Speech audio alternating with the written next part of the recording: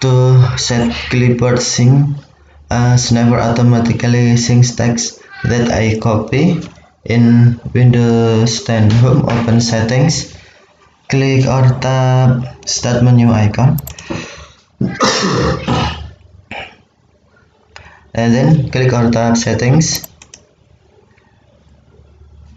select System, and then scroll down,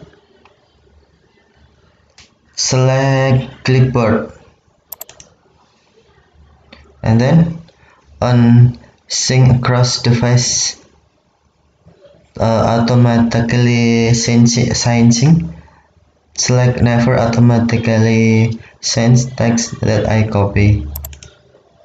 Open Clipboard History, Windows logo key +V to choose text to sync.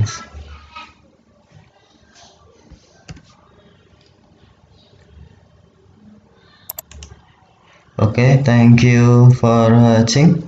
Have a nice day.